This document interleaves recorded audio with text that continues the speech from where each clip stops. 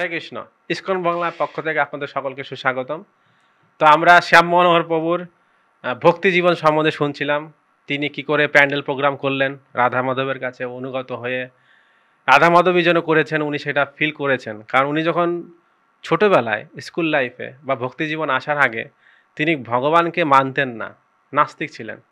পরবর্তী যখন ফিল করলেন যে রাধা মাধবের কৃপাতে যদি হয় তাহলে হতে পারে, আর যখন দেখলেন যে রাধা মাধবের কৃপায় এত বড় একটা প্যান্ডেল প্রোগ্রাম মাত্র ৩,০০০ টাকা নিয়ে শুরু করেছেন এবং প্রোগ্রাম কমপ্লিট হওয়ার পরেও দেখলেন যে তার সেই ব্যাগের ভিতরে ৪,৫০০ টাকা ছিল। তো তারপর থেকে তিনি কি করলেন, আমরা শুনেছি গত ভিডিওতে উনি সাউথ আফ্রিকার উদ্দেশ্যে যাত্রা করতে চেয়েছিলেন এবং পরবর্তীতে তার জীবনে আর কি কি ঘটনা ঘটেছে, সাউথ আফ্রিকায় তিনি কীভাবে প্রচার করেছেন, সেটা এখন আমরা প্রভুর কাছ থেকে শুনবো। প্রভু, তাহলে আপনি আপনার সাউথ আফ্রিকার কথা বলেন। হরে কৃষ্ণ। ওম অজ্ঞানতিমিরন্ধস্য জ্ঞানাঞ্জনশলাকা চক্ষুন্মিলিतं যেন তস্मै শ্রীগুরবে নমঃ। শ্রীচৈতন্য মনোভীষ্টং স্থাপিतं যেন ভূতলে স্বয়ং রূপকদাময়ং দদাতি স্বপদান্তিকং বন্দেহং শ্রীগুরু শ্রীযুতপদকমলং। শ্রীগুরুণ বৈষ্ণবং চ শ্রীরূপসাগরজাত সহগণ রঘুনাথং বিতং তং সজীবং সাধুইতং সবধূতং পরিজনকৈশ্বৈতং কৃষ্ণ চৈতন্যদেবং শ্রীরাধাকৃষ্ণপাদান সহগণ ললিতা শ্রী বিশাখাম্বিতাংশ্চ। নমো বিষ্ণুপদায় কৃষ্ণপৃষ্ঠায় ভূতলে শ্রীমতে ভক্তিচারু স্বামিনীতে নমিনে স্নিগ্ধ চেত সুপ্রাণিত বাগ্মিনং চং সাপ্লুত প্রভুপাদগত প্রাণ নৌমি ভক্তিচারু পদম। নমো বিষ্ণুপদায় কৃষ্ণপৃষ্ঠায় ভূতলে শ্রীমতে ভক্তিবেদান্ত স্বামিনীতে নমিনে নমস্তে সরস্বতী দেবে গৌরবাণী প্রচারিণী নির্বিশেষে শূন্যবাদী পাশ্চাত্য দেশতারিণী। নমো মহাবদান্যায় কৃষ্ণ প্রেম প্রদায়তে কৃষ্ণ কৃষ্ণ চৈতন্য নামে গৌরতে সে নমো পঞ্চতত্মাত্মকং শক্তরূপ স্বরূপকং মুক্তাবতার মুক্তাখ্যান নমো ব্যক্ত শক্তি। হে কৃষ্ণ করুণা সিন্ধু দীনবন্ধু জগৎপতে গোপীকান্ত রাধাকান্ত নমস্তে তপ্ত কাঞ্চন গৌরাঙ্গী রাধে বৃন্দাবনেশ্বরী বিশ্ববনেশ্বতী দেবী প্রণামামি হরি প্রিয়। জয় শ্রীকৃষ্ণ চৈতন্য প্রভু নিত্যানন্দ শ্রী অদ্বৈত গদাধর শিবাসাদি গৌর ভক্তবৃন্দ। হরে কৃষ্ণ কৃষ্ণ কৃষ্ণ হরে হরে, হরে রাম রাম রাম হরে হরে। হরে কৃষ্ণ। তো এর আগের দিন আমি বলেছিলাম যে মানে কিভাবে আমি ভক্তি জীবনে এসেছি। এখন তো চলে এসেছি। এবার আমি মানে প্যান্ডেল প্রোগ্রামের পরে আমি দক্ষিণ আফ্রিকার যাত্রা শুরু করেছিলাম। দক্ষিণ আফ্রিকা সেটা কি হলো, বাংলাদেশের এক ভদ্রলোক আমার কাছে আসার পর বলল যে প্রভু, দক্ষিণ আফ্রিকা একটা সুযোগ আছে, যাবেন? আচ্ছা, কাজের জন্য। আমার খুব ইচ্ছা ছিল যে দেশ বিদেশ ঘুরবো, দেখবো সমস্ত কিছু। সেই সুযোগ নিয়ে দক্ষিণ আফ্রিকার উদ্দেশ্যে রওনা করলাম। মানে এটা ইসকন থ্রুতে? না, বাইরে। এটা ইসকনের বাইরে। ইসকন থ্রুতে আমি যাইনি। আচ্ছা, মানে বাইরে যেমন বিদেশে যায় অর্থ ইনকাম করার জন্য, আপনি সেই জন্য গেছেন? সেই জন্যই আমি গেছি ওখানটায়। তো তারপরে ওখানে ওখানে যাওয়াটাও এখানে বিশাল বড় মানে আমার লাইফে ট্র্যাজেডি আছে। সেটা অত ডিটেলসে আমি বললাম না। কিন্তু ওখানে যাওয়ার পরে যেই এখানে গেলাম সেখানে সবই তো কর্মী লোক, তো তাদের সাথে আমাকে থাকতে হচ্ছে। আমি ওখানটায় কিছুদিন এরকমও পরিস্থিতি গেছে যে আমি ওইখানে ওরা মাছ মাংস খাচ্ছে একসাথে করে, আমি কি করতাম, শুধু অন্নটা আমি ওদের কাছ থেকে নিতাম, নিজে টমেটো কেটে একটুখানি লঙ্কা দিয়ে নুন দিয়ে মেখে এইভাবে দিনের পর দিন আমি মানে কাটিয়েছি। আচ্ছা। তারপরে রবিবার করে প্রিটোরিয়া মন্দিরে সানডে ফিস্ট হতো, সেইখানে গিয়ে প্রসাদ পেতাম। এবার আস্তে আস্তে ওইখানে যারা মন্দিরে ম্যানেজমেন্ট আছে তাদের সাথে কথাবার্তা বলা, তাদের সাথে করা, এভাবে করছি। তো যাই হোক, এইভাবে দিনের পর দিন এরকম প্রায় 8-9 মাস, 1 বছর এইভাবে আমার কেটেছে। তারপরে এবার অনেক দিন পর মানে আমার গুরুদেব, মানে তখন আমার দীক্ষা হয়নি, আমি চরণ আশ্রিত ছিলাম, সেই হোলিনেস ভক্তিচারু স্বামী গুরু মহারাজ। তো ওনার সাক্ষাৎ হয় দক্ষিণ আফ্রিকাতে। প্রথম প্রথম না, আগে দর্শন হয়েছে, আগে মায়াপুরে তো মায়াপুরে হয়েছে। দর্শন হয়েছে, ওই সাউথ আফ্রিকায় প্রথম দর্শন প্রথম হয়েছে। তো ওনাকে আমি বললাম, তখন আমি একখানা মুসলিম বাংলাদেশ এম্বাসির যিনি ক্যাশিয়ার ছিলেন, তার একখানা বড় ইলেকট্রনিক্সের দোকান ছিল, সেই দোকানে সেলসম্যান হিসেবে কাজ করছি। আচ্ছা। তো গুরুদেব যখন শুনলেন যে আমি ওখানে কাজ করছি, তখন উনি বললো যে ইমিডিয়েট তুমি কাজ ছেড়ে দাও, কাজ ছেড়ে দিয়ে তুমি মন্দিরে চলে আসো। আচ্ছা।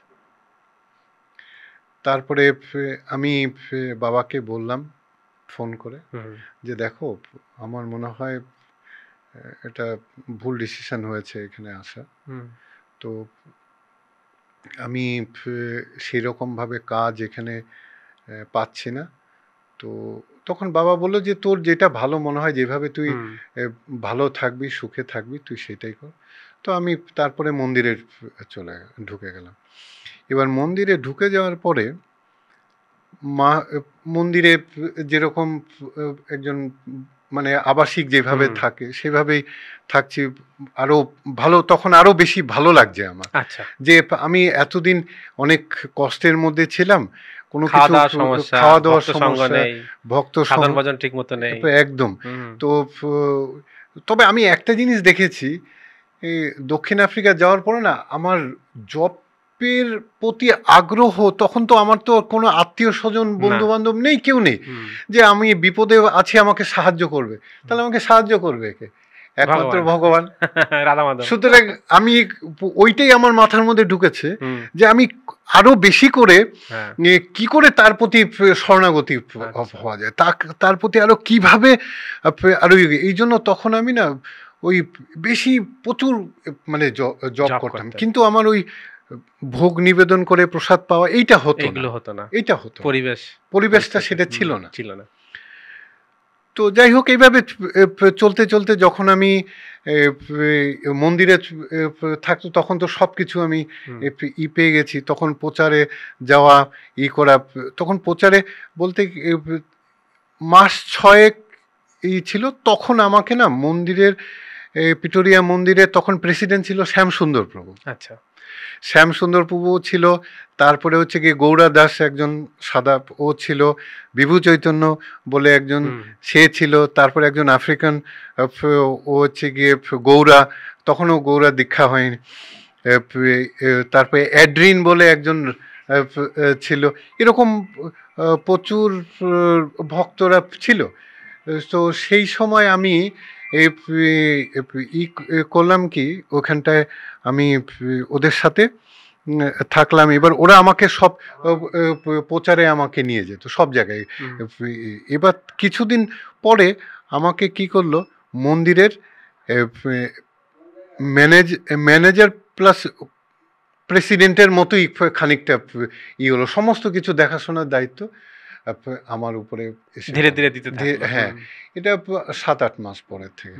তখন প্রতিদিন আমরা পিটোরিয়ার মানে সানিসাইড বলে একটা জায়গা আছে, সেখানে রাস্তায় আমরা হরিনাম, সব ভক্তরা মিলে হরিনাম করতাম। তারপরে হচ্ছে কি হেডফিল্ড, যেখানে আমাদের মন্দির এখনো আছে, সেখানটা হেডফিল্ডে 1189 চার্চ স্ট্রিট আমাদের পিটোরিয়া মন্দিরের অ্যাড্রেস।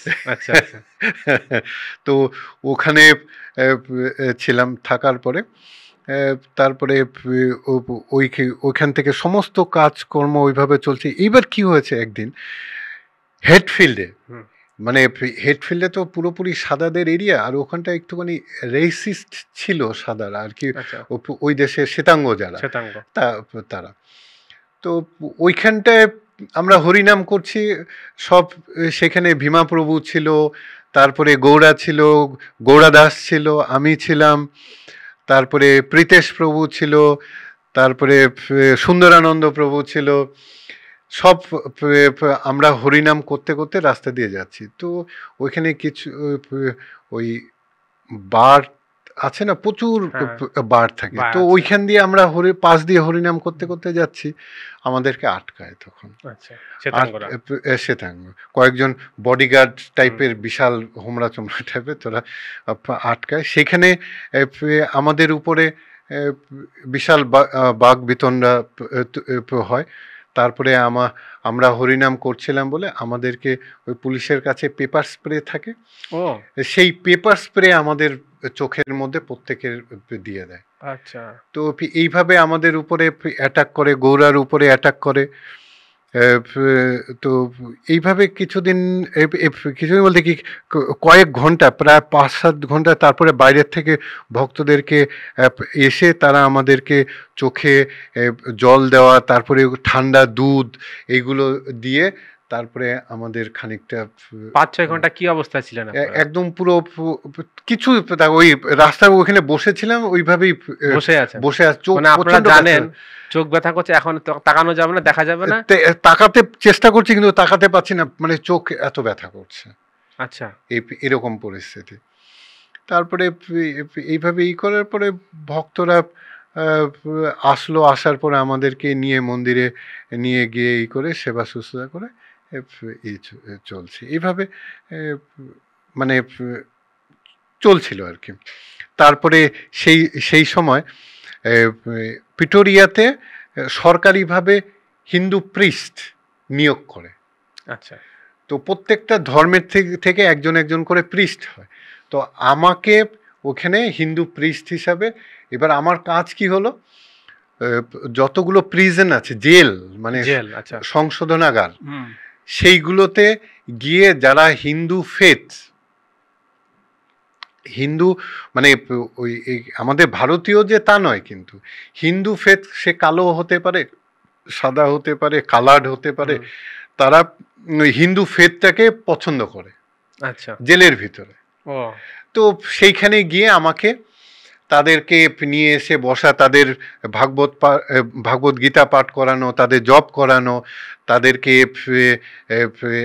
তারা যে খাবারগুলো, আমাদের যে হিন্দু খাবারগুলো, সেইগুলো তারা ঠিকঠাক মতো পাচ্ছে কিনা সেইগুলো আমাকে করতে দেখাশোনা করতে হবে। তারপরে সরকারিভাবে কোনো জায়গায় কোনো প্রোগ্রাম হলে প্রত্যেক ধর্মের থেকে একজন করে প্রিস্ট ওখানে গিয়ে প্রেয়ার করতো। যেরকম তখন আমাদের দক্ষিণ আফ্রিকার প্রেসিডেন্ট ছিল জেকব জুমা। আচ্ছা, তো ও একবার প্রিটোরিয়াতে এসছে, সেখানে বড় প্যান্ডেল, সেখানে আমাকে ডাকা হয়েছে প্রেয়ার করার জন্য।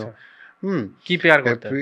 এখানে প্রেয়ার বলতে কি, আমাদের যে মঙ্গলাচরণগুলো আছে সেইটা, তারপরে হচ্ছে গিয়ে বিশেষ করে মঙ্গলাচরণ, তারপরে ব্রহ্মসংহিতা পাঠ করা, এইগুলোই আর কি আমাদের হিন্দুদের তরফ থেকে এটা করতো। এবার মুসলিম ছিল, খ্রিস্টান ছিল, তারা তাদের মতো করতো। আরেকটা জিনিস কি, যে জেলের মধ্যে আমাদের যে প্রোগ্রামগুলো, আমাদের যে ফেস্টিভ্যালগুলো ছিল, প্রত্যেক ফেস্টিভ্যালে আমি কিন্তু সেখানে প্রোগ্রাম করতাম। যে জন্মাষ্টমী করতাম, শিবরাত্রি প্রোগ্রাম সেখানে হতো, তারপরে হচ্ছে গিয়ে নবরাত্রি, যে সেখানে ওইভাবে তো সেলিব্রেট একদিন আমাদেরকে করতে দিত, তখন আমরা বাইরের থেকে প্রসাদ মানে রান্না করে ভগবানকে ভোগ লাগিয়ে সেই প্রসাদ করে সেগুলো আমরা জেলের ভিতরে কয়েদিদেরকে দিয়েছি। এরকম দীর্ঘদিন আমি এটা এইভাবে করেছি দক্ষিণ আফ্রিকাতে। আমি বিশেষ করে নিউলক যে প্রিজনটা আছে, নাম হচ্ছে নিউলক, সেইখানটাই আমি বেশি যেতাম। তারপরে আরেকটা জিনিস করতাম কি, food for life. Food for লাইফটা ওখানটায় খুব ফেমাস ছিল। তো এরকম 4-5 বছর আমি মন্দিরের দায়িত্বে ছিলাম, প্রিটোরিয়া মন্দিরে। তারপরে যাই হোক, কোনো কারণবশত আমি মন্দির থেকে অবসর ওখান থেকে নিয়ে, তারপরে এখন কি করব, তো ওখানে এক আমারই এই ভারতীয়, ওখানকার স্থানীয় ভারতীয়, সেই তার সাথে সে আমাকে বলল যে, প্রভু আপনি কোথায় যাবেন, আপনি এক কাজ করুন, আমার বাড়িতে আপনি এসে থাকুন। তাও ওর নাম হচ্ছে কি প্রণাল সিং। ও ওর বাড়িতে ওর বাড়িতে ওর বাড়িতে নিয়ে যায় আমাকে। বাড়িতে নিয়ে যাওয়ার পরে তখন ওখান থেকে আমি আর প্রণাল কি করতাম, বুক ডিস্ট্রিবিউশন। আচ্ছা, মানে আমরা প্রচুর পরিমাণে দক্ষিণ আফ্রিকায় যে বিবিটি আছে, বিবিটির থেকে সেই গোবর্ধন প্রভু বিবিটির ইনচার্জ ছিলেন দক্ষিণ আফ্রিকা। তো গোবর্ধন প্রভুকে আমি বললাম যে প্রভু এরকম আমি বুক ডিস্ট্রিবিউশন করতে চাই, আমাকে আপনি একটুখানি বিবিটি যে রেট আছে সেই রেটে আমাকে কিছু গ্রন্থ আমাকে দিতে হবে। তখন উনি বলল ঠিক আছে আমি বলে দিচ্ছি, আপনি যান, আপনাকে দিয়ে দেবে। তো সেই সময় প্রচুর আমাদের যত গ্রন্থ আছে সেই গ্রন্থগুলো আমরা মানে কিনে নিলাম। আপনি একাই করতেন গ্রন্থ প্রচার? আমি আর ওই যে আমার বন্ধু প্রণাল, ওই দুজনে বাড়িতে ছিলাম। সে কিন্তু আমার কাছ থেকে তার জন্য কোনো পারিশ্রমিক কোনো কিছু নিত না, কোনো পয়সা, থাকার খাওয়ার কোনো পয়সা আমার কাছ থেকে নেয়নি। আমি 2-3 মাস আমি ছিলাম। তো সেখানে আমরা দুজনে গ্রন্থ, তারপরে বিটস ব্যাগ, তারপরে ছোট ছোট মূর্তি ভগবানের, সেগুলো আমরা প্রত্যেকের বাড়িতে বাড়িতে আমরা গিয়ে ডিস্ট্রিবিউশন প্রচার করতাম আর কি। তো ওইখানেও মানে খুব একটা ভালো একটা আনন্দ হতো। তো এইভাবে জীবন কিভাবে পরিবর্তন হচ্ছে হচ্ছে এটা একটা ব্যাপার। তো যাই হোক, ওইখানে থাকাকালীন এবার মন্দিরের সাথে ওই যে বললাম ফুড ফর লাইফে কি করতাম, ওই যে মানে সংকীর্তন করে ওই বুক ডিস্ট্রিবিউশন করে যে পয়সাগুলো সেটা করে মাসে একবার করে না আমি ফুড ফাইলাম নিজেই, সব বাজার থেকে সব জিনিসপত্র কিনে এনে ফুড ফর লাইফ এই করতাম, করে নিজেই রান্না করতাম। তো এবার কাটার জন্য কিছু লোক হেল্প করতো, কিছু ডিস্ট্রিবিউট, তাও কি তারা কিন্তু কোনো ভক্ত না। আচ্ছা, বাইরের লোক, তারা বাইরে মানে ডিপার্টমেন্ট অফ মানে পুলিশ। আচ্ছা, পুলিশরা ডিস্ট্রিবিউট করছে। ওই সাউথ আফ্রিকান গভর্নমেন্টের যে পুলিশ ছিল সেই এক মাতা ছিল প্রমিলা মুডলি। আচ্ছা, সেই মাতাজি মানে আরেকটা কথা, এটা আমি কোনো সময় কোনো জায়গায় পাবলিকলি আমি অ্যানাউন্স করিনি, এখন আমি বলছি। সেই ওই মন্দিরে যখন আমি বাইরে চলে যাই তখন আমি ওই মাতাজি আমাকে ওই যে প্রিজন এগুলো সব ওই মাতাজি কিন্তু আমাকে অ্যারেঞ্জমেন্ট করে দেয়। হিন্দু প্রিস্ট হিসাবে অ্যাপয়েন্টমেন্ট করা, এই করা। আর উনি ছিল মানে পুলিশের কর্নেল, মানে খুব বড় পোস্টে ছিলেন। আর উনি হচ্ছে আন্ডার কভার, মানে ইন্টেলিজেন্সি করতো। সে তাদের একখানা ছিল যে গরিবদের ফ্রিতে খাবার বিতরণ করা, তো সেই হিসাবে উনি আমাকে হেল্প করতো। তো হেল্প করার ফলে কি হতো, ওই যখন আমি যেতাম সেই পুলিশের গাড়ি করে সব বাজার করতাম, সেটাও পুলিশের গাড়ি করে সবকিছু মানে তখন আস্তে আস্তে অন্য একটা জগতের দিকে হচ্ছে আমার। তো যাই হোক, এইভাবে ওইখানে ফুড ফর লাইফ প্রত্যেকটা স্কুলে, মানে মফস্বল মানে গ্রামের মধ্যে, অত্যাধিক গ্রাম যেখানে খুব খারাপ পরিস্থিতি বাচ্চাদের, সেইখানে আমি বিরিয়ানি রান্না করে, মানে ভেজিটেরিয়ান যে বিরিয়ানি আমাদের হতো, সেই ওগুলো করে বড় বড় ড্রামে বোঝাই করে সেই পুলিশরাই সেই প্রত্যেকেই ওরা আসতো, এসে আমাকে নিয়ে আমি ডিস্ট্রিবিউট। সেইবার আমাদের সাথে মন্দির থেকে কিছু ভক্ত নিয়ে যেতাম, যেরকম সব্যসাচী প্রভু ছিল আফ্রিকান, সে ওদের ভাষায়, উনি আমার গুরু ভাই ছিলেন সব্যসাচী দাস। তো আমাদের সাথে যেত, গিয়ে গ্রামে সেখানে মৃদঙ্গ বাজিয়ে হরিনাম হতো।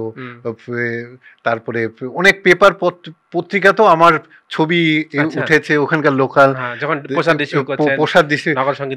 শুধু তাই না প্রভু, আরেকটা জিনিস কি, ওইখানে না আমি সামাজিক কাজের সাথে মানে আফ্রিকার যে নেলসন ম্যান্ডেলা যে পার্টি ছিল, আফ্রিকান ন্যাশনাল কংগ্রেস, সেই কিছু নেতাও আমাকে, আমি এইগুলো করতাম তো আমাকে তারা এসে সাহায্য করত। এবার আমি কি করতাম, ডোনেশন কালেকশন করতাম, যে আমাদের ভারতীয় যারা ওখানে চাকরি করছে করছে তাদের কাছ থেকে। যেরকম সে সাউথ ইন্ডিয়ান এক ভদ্রলোক ছিল, উনি এমনি ভালোবাসতো ঈশ্বরকে, কিন্তু ভক্ত না, তবে শুভাকাঙ্ক্ষী। ওই যে সাই বাবা আছে, সাই বাবার ভক্ত উনি। তবে প্রতি রবিবার করে আমাদের মন্দিরে আসতেন উনি। উনি ওনার মাধ্যমে আরো ওনার ফ্রেন্ড যারা এই গরিবদের করতে ভালোবাসতো, ডোনেশন করতে ভালোবাসতো, তারা আমাকে পয়সা দিত।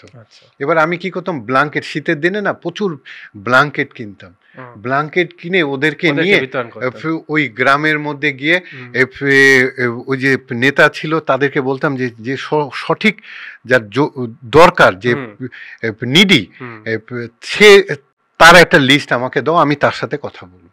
তো ওইভাবে তার সাথে ডাইরেক্ট আমি গিয়ে তার সাথে কথা বলে তখন আমি তাদেরকে এরকম ব্ল্যাঙ্কেট প্রতি সিজনে 200-500 ব্ল্যাঙ্কেট এরকম আমি বিতরণ করতাম ওইখানে। কিন্তু আমাকে সাহায্য করতো, ওই যে ব্ল্যাঙ্কেট কেনার জন্য পয়সা এগুলো ডোনেট করতো সব বাইরের লোকেরা।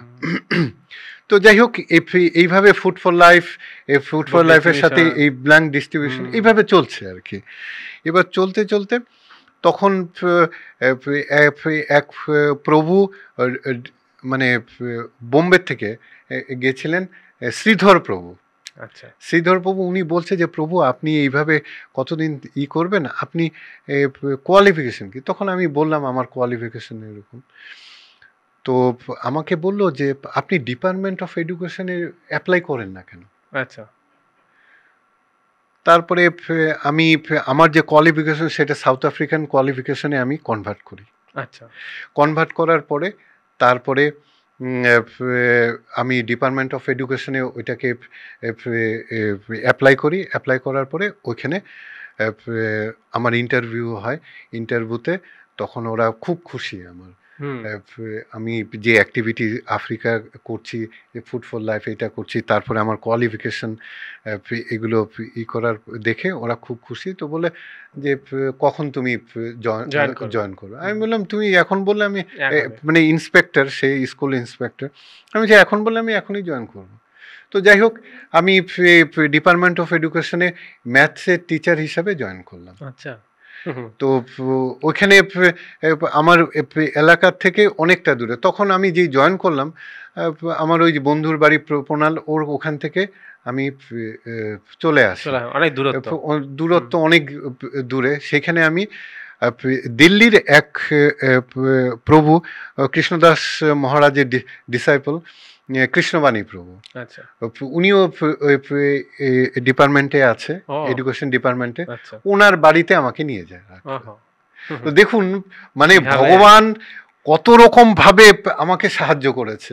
আমি প্রতি পদে পদে আমি বুঝতে পেরেছি। আমি বললাম না যে যখন আমার কেউ ছিল না, তখন কিন্তু আমাকে ভগবান প্রত্যেকটা জিনিস, রাস্তা আমাকে, মানে সব, একটা রাস্তা যদি বন্ধ হয়ে যায় আরেকটা রাস্তা কিন্তু মানে হাত ধরে ধরে আপনাকে এক জায়গা থেকে আরেক জায়গায় একদম পুরো মানে বোঝা যায় জিনিসটা, এটা ফিল করা যায়। এটা আপনাকে আমি হয়তো বলে বোঝাতে পারছি না, কিন্তু এটা আমি অনুভব করছি, এখনো আমি করি। যাই হোক, ওইভাবে আমার চলতে চলতে তারপরে ওনার ওখান থেকে ডিপার্টমেন্ট অফ এডুকেশন আমি জয়েন করি, স্কুলে যাচ্ছি আসছি। এবার কি হচ্ছে, আমি যে স্যালারি পাচ্ছি, এবার আমি করলাম কি, ফুড ফর লাইফটা আরো বড় করে করলাম। মানে একটা জিনিস দেখেন, মানে সানডে থেকে ফ্রাইডে অবধি স্কুল থাকে, স্যাটারডে সানডে ছুটি থাকে, মানে 5 দিন স্কুল খোলা থাকে। স্কুল খোলা 2 থাকে। দিন কিন্তু ছুটি। আমার স্কুল 4 দিন। আচ্ছা, কেন? কেন সেটা জানি না, ওই 4 দিনই স্কুল খোলা থাকে। 4 দিন খোলা 3 থাকে, দিন বন্ধ। মানে ফ্রাইডে, স্যাটারডে, সানডে হ্যাঁ, 3 দিন বন্ধ। বন্ধ থাকে। হুম। তো আমি কি করলাম যে এই 3 দিনই ফুড ফর লাইফ আমি শুরু করলাম। ওই এলাকাতে করতেন নাকি আবার না, পূর্বের বিভিন্ন বিভিন্ন ওইখানে, শুধু ওইখানে না, আমার স্কুলে একবার করেছি। প্রিন্সিপাল তো আমার স্কুলের প্রিন্সিপাল মিস্টার থোকা, মানে খুবই খুশি, খুব আনন্দ যে মিস্টার সরকার, আমার মানে সানেম সরকার ছিল, বলে mister Sarkar you did so many things for our country. মানে এত খুশি হয়েছে উনি। তো সেই জন্য আমি যখন স্কুল হলিডে হতো, বছরে 4বার স্কুল হলিডে হতো। তো আমি জুনে যে হলিডে হতো আর ডিসেম্বরে হলিডে, এই 2 হলিডেতে আমি ইন্ডিয়া চলে আসতাম। আচ্ছা, ওই হলিডে আপনার ধরুন 15 দিন, আর ডিসেম্বরেরটা 20 দিন 21 দিনের মতো হলিডে থাকতো। উনি আমাকে আরো এক্সট্রা 8 দিন 10 দিন আমাকে বেশি করে ছুটি দিতেন, ছুটি দিয়ে দিত, যে তুমি আমার দেশের জন্য, দেশের লোকে এত করছো, আমি তোমাকে, তোমার দেশে গিয়ে তুমি একটুখানি তোমার আত্মীয় স্বজনদের সাথে একটুখানি তুমি সময় কাটিয়ে আসো আর একটুখানি। তো এইভাবে দেখুন, ভগবান সব, সে কিন্তু হিন্দু না, মিস্টার থোকা সে কিন্তু খ্রিস্টান, কিন্তু আপনার অ্যাক্টিভিটি দেখে ওনারটা বড় হয়ে গেছে।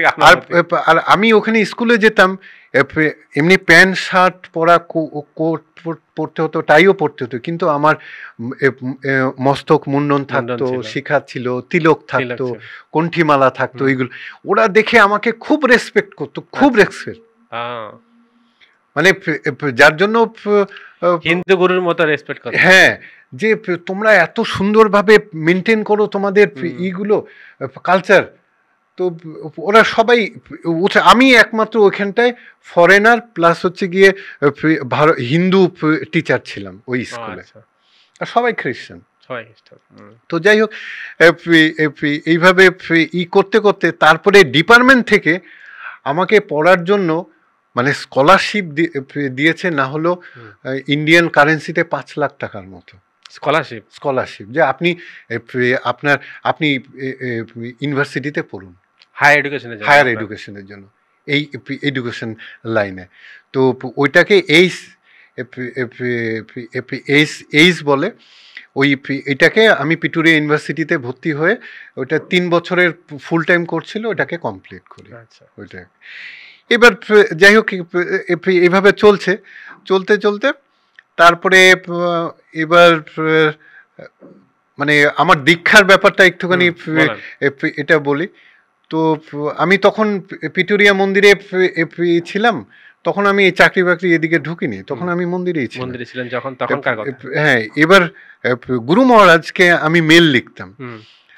উনি এক সময় আমাকে বললেন যে দেখো, আমি দক্ষিণ আফ্রিকায় বেশি অ্যাভেলেবেল না, তুমি এক কাজ করো, আমার যারা গুরু ভ্রাতা আছে দক্ষিণ আফ্রিকাতে, যারা দীক্ষা দেয়, তুমি তাদের যে কোনো একজনের কাছ থেকে তুমি দীক্ষা নিয়ে নাও, তুমি তাদেরকে সবসময় বেশি কাছে পাবে, তাদের পাবে। তো ওই মানে ওই অ্যান্সারটা পাওয়ার পরে না, আমার মানে মনে হলো যেন চারিদিকে অন্ধকার দেখছি, ভেঙে পড়েছেন। আমি একদম পুরো মন মরার মতো হয়ে গেছে, কাকে বলবো, কি বলবো।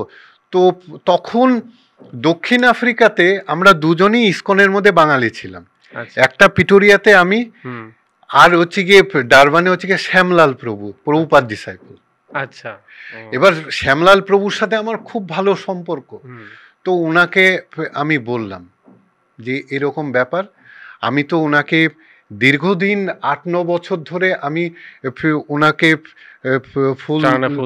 ফুল দিচ্ছি, ওনার প্রণাম মন্ত্র আমি প্রতিদিন উচ্চারণ করছি, ওনাকে আমি গুরু হিসাবে তো মেনে নিয়েছি। তো আমি তো অন্য কারোর কাছ থেকে আমি নিতে পারবো না। তো উনি বলল যে তোমার আমাকে বলছে যে তুমি করেই বলে আমাকে যে তোমার যেইটা মনে হচ্ছে সেটাই তুমি গুরুদেবকে লিখে যাও। আচ্ছা, তখন আমি গুরুদেবকে লিখলাম যে হয়তো আমি আপনার যোগ্য সন্তান না, যার জন্য আপনি আমাকে দীক্ষা দিতে রাজি হন না, কিন্তু আপনাকে আমি গুরু হিসাবে বরণ করে নিয়েছি।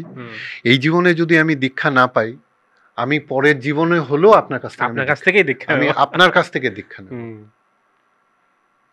এই কথা লেখার পরে মানে দেখুন 8-9 বছর পরে গিয়ে উনি আমাকে এরকম কথা আমাকে বলছে। তারপরে আমি পরে যখন উনি আসলো সাউথ আফ্রিকাতে, তখন আমাদের যে একটা ইনিশিয়েশন কমিটি আছে, তো সেই ইনিশিয়েশন কমিটিকে আমি বললাম যে আমি কিন্তু এই মন্দিরে আর থাকবো না যদি আমার দীক্ষা না হয়। আচ্ছা, গুরুদেবের শারীরিক অবস্থাও বেশি একটা ভালো না, তো আমি কিন্তু যে করি হোক আপনার ব্যবস্থা আপনারা করতে হবে, যখনই আসবে তখনই আমাকে দীক্ষা ব্যবস্থা করতে হবে। তখন ওই যে বললাম যে প্রেসিডেন্ট মানে ইনচার্জ ছিল হচ্ছে শ্যামলাল প্রভু। শ্যামলাল প্রভু তখন আমার নাম, আগের নাম ছিল তো শান্তি, বলছে ডোন্ট ওয়ারি শান্তি ভাই, ডোন্ট ওয়ারি, আর হাসছে। আমি বললাম যে প্রভু আপনি, আমি মানে বাংলাতে বলছি এখন, ওনাকে তো বাংলা ইংরেজিতেই বলেছে, যে আপনি বারবার ডোন্ট ওয়ারি বলে যাচ্ছেন, কিন্তু দীক্ষা তো আর হচ্ছে না, আমার ওয়ারি তো থেকেই যাচ্ছে। তাহলে আপনারা একটা এমন একটা ই করুন, যেহেতু আমি মন্দিরে একটা দায়িত্বে রয়েছি, আপনারা ই করতে পারো। ও খালি হাসছে আর ডোন্ট ওয়ারি বলছে। তো যাই হোক, আমি ওখান থেকে ওনাকে চলে গিয়ে এই কি বলে, তো আমি গুরু মহারাজ জোহানেসবার্গে এসছে লেনেশিয়া মন্দিরে, আপনি খোঁজ পেয়ে গেছেন ওখানে এসে। এবার আসার পরে আমি কি করলাম, গাড়ি নিয়ে আমি চলে গেলাম গুরু মহারাজ যেখানটায় রয়েছে যে বাড়িতে, সেই বাড়িতে আমি 2 দিন ওখানেই পড়ে রইলাম। আচ্ছা, ওখানটায় থাকার পরে তারপরে আমারই এক গুরু ভাই কেপটাউনের, সে আমাকে বলছে যে গুরুদেব এখন একা বসে আছে, তুমি যাও গিয়ে কথা বলো গুরুদেবের সাথে। আমি ভয়েতে আর যেতে পারছি না ওখানটায়। এবার আমাকে কি করলো, ধাক্কা মেরে না ভিতরে ঢুকিয়ে দিল, কেউ নেই ঘরের ভিতরে, উনি ধাক্কা মেরে গুরুদেব ঘরের ভিতরে ঢুকেছে। আমি গিয়ে পড়লাম কি, গুরুদেবের চরণে গিয়ে পড়েছি। আচ্ছা, ওই পা ধরে আমি কান্না করতে শুরু করে দিয়েছি গুরুদেবে। এবার গুরুদেব বলছে যে আরে কি করছো, ওঠো ওঠো ওঠো ওঠো। তখন গুরুদেব বলছে, জিজ্ঞাসা করলো যে কি করছো কি তুমি। আমি বললাম যে এখানে আমি পিটোরিয়া মন্দিরে আছি, এখানে এই করছি। তারপরে আমি আমাকে বললো যে ঠিক আছে, আমি বিকেলবেলা তোমাদের ওখানে সানডে ফিস্টে আমি ওখানে যাব ক্লাস দিতে, তারপরে আমি কথা বলবো তোমার সাথে। আমি কি করলাম, সাথে সাথে নিয়ে চলে আসলাম। এসে সেই শ্যাম মনোহর প্রভু, ওই শ্যামসুন্দর প্রভু, আমি বলছি গুরু মহারাজ আসছে, এইবার যদি কিছু হয় আমাকে কিন্তু গুরুদেব চলে যাবে, আমিও কিন্তু মন্দির থেকে আমি অন্য জায়গায় চলে যাব। তখন এসে বিকালবেলা গুরুদেব আসলো, ক্লাস দিল, দিয়ে এবার মিটিং হচ্ছে। সে আমার রুমের মধ্যে, কিন্তু আমি ভয়তে রুমে ঢুকিনি। ওরা সব মিটিং ফিটিং করে বেরিয়ে আসছে, আমি সাইডে দাঁড়িয়ে আছি। দাঁড়িয়ে থাকার পর তখন গুরুদেবকে আমি নমস্কার করলাম। করার পরে উনি শ্যামসুন্দর প্রভুকে জিজ্ঞাসা করছে ও এখানে কি করছে। তখন শ্যামসুন্দর বলছে না, ও মন্দিরের দায়িত্বে সব করছে, সমস্ত কিছু ও এখানে করছে। তারপরে গুরুদেব বললো যে তুমি কালকে ডারবানে চলে যাও। আচ্ছা, যখন যেই বলেছে ব্যাস বুঝেছে, ব্যাস হয়ে গেছে। এইবার শ্যাম মনোহর প্রভু, শ্যামসুন্দর প্রভুর ওয়াইফ, সে আমাকে নিজের ছেলের মতো ভালোবাসত। এবার ও আমাকে বলে যে শান্তি, গুরুদেব যখন সে সাউথ আফ্রিকায় পা দিয়েছে তখনই তোমার নাম গুরুদেবের কাছে চলে গেছে, রেকমেন্ডেশন চলে গেছে। আমাকে না বললে আমি কি করে জানবো।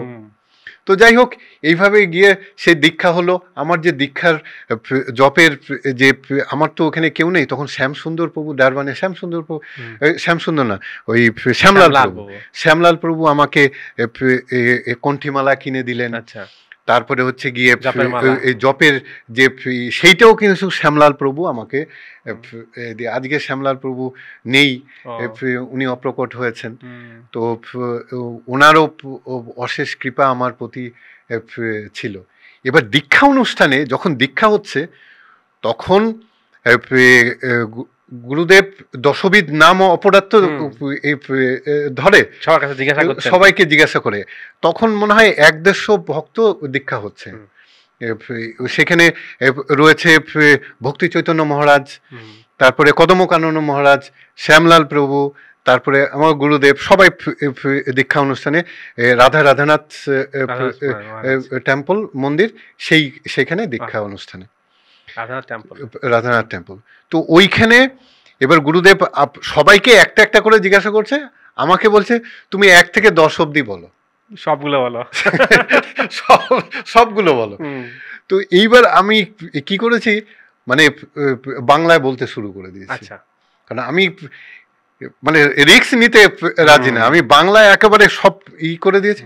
তখন গুরুদেব বলছে এই দাঁড়াও, স্টপ স্টপ স্টপ স্টপ, মানে উনি বলছে, তখন বলছে যে তুমি যে বাংলায় বলছো এখানে একটা লোকেও তো বাংলা বুঝতে পারছে না, তাহলে তুমি কি সঠিক বলছো না ভুল বলছো, কি করে হবে?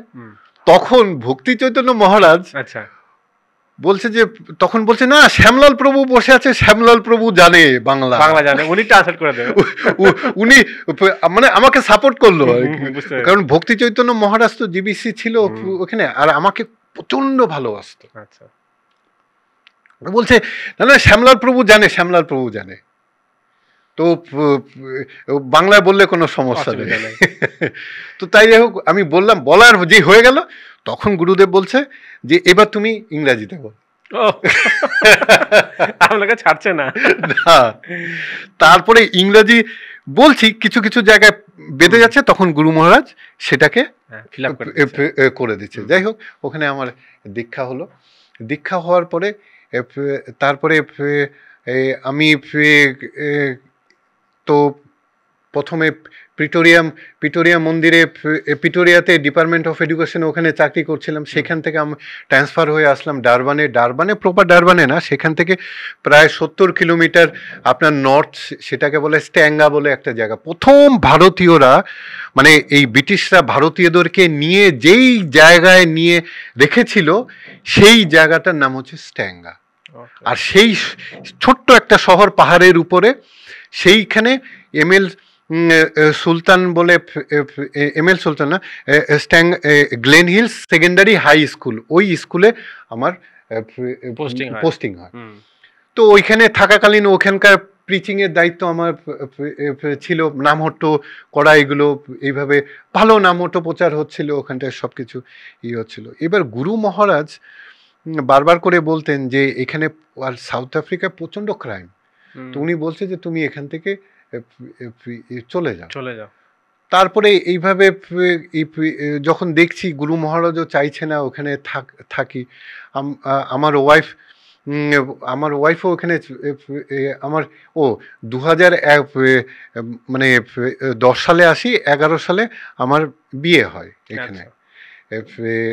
তখন আমার বিয়ের আগে আমার ওয়াইফ অপর্ণা, ওর নাম, ও মানে সিপিডি, মানে পারচেসিং এ ও ছিল এখানে, সেন্ট্রাল পারচেসিং ডিপার্টমেন্ট, যেটা তখন মায়াপুরে প্রথম চালু হয়।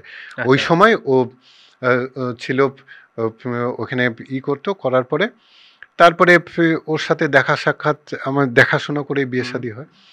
হওয়ার পরে ও ওখান থেকে পরে ওকে ভক্তিবেদান্ত ন্যাশনাল স্কুলে ট্রান্সফার করার পরে ওখান থেকে বিয়ে শাদী হয়। হওয়ার পরে ও চলে আসে দক্ষিণ আফ্রিকায়। ওখানে এসেও সে ডিপার্টমেন্ট অফ এডুকেশনে, ও ম্যাথমেটিক্স সায়েন্স এক না, ও হচ্ছে আলাদা স্কুলে, এমএল সুলতান ওই স্কুলে ও জয়েন করে। এইভাবে করার পরে তারপরে যখন আমার ওয়াইফ প্রেগনেন্ট হয়, তখন আমরা ডিসাইডই করে নিয়েছি যে দেখো আমাদের জন্ম ভারতে হয়েছে, আমরা কেন সাউথ আফ্রিকায় থাকবো, দক্ষিণ আফ্রিকায় থাকবো, চলো আমরাও চলে যাই। গুরুদেবও বারবার করে বলছে নিশ্চয়ই কোনো একটা কারণ আছে, সেটা আমরা হয়তো বুঝতে পারছি না। তো ও রিজাইন দিয়ে যখন ও 7 মান্থ, তখন ওকে মায়াপুরে আমি রেখে যাই। তখন এখানেই আমার মেয়ের জন্ম হয়। তারপরে জন্ম হওয়ার 3 মাস পরে আমি আসি, এসে দেখে তারপরে আমিও বললাম যে আমিও আর থাকবো না, আমি ওখানে রিজাইন দিয়ে সব কিছু করে আমিও তখন এখানে চলে আসি, ধামবাসী হয়ে গেল তখন গুরুদেব তখন আমাকে বললো যে তুমি এখানেই থাকো, এইখানেই ই করো। তখন গুরুদেব আমাকে মায়াপুর কমিউনিটি যে না, প্রথমে আমি যখন আসি তখন দক্ষিণ আফ্রিকা থেকে আমি এই ইন্টারন্যাশনাল স্কুলে আমি ইন্টারভিউ দিই। আচ্ছা। তো সেই স্কুলে ম্যাথ আর হচ্ছে শাস্ত্র পড়ানোর জন্য ওখানে আমি জয়েন করি। ওখান থেকে আসার পরে সাথে সাথে 1 বছর আমি ওখানটায় সেবা করি। সেবা করার পরে তারপরে আমি ওখান থেকে বেরিয়ে যাই। বেরিয়ে যাওয়ার পরে গুরু মহারাজ আমাকে এই মায়াপুর যে কমিউনিটি আছে এই কমিউনিটি সেক্রেটারি হিসাবে বলে তুমি এখানে এই এমসিএস এখানটায় সেক্রেটারি হিসাবে তুমি এখানটায় কাজ করো। তখন সেইভাবে কাজ চলছে। এবার সেই সময় আমি প্রিচিংয়ের দিকে সীতাপতি প্রভু আছে, সীতাপতি প্রভু আমাকে বললেন যে আপনি তো দীর্ঘদিন বিদেশে ছিলেন, চলুন আমাদের প্রিচিংয়ের সাথে। তো উনি খুব প্রিচিংয়ে পছন্দ করতেন।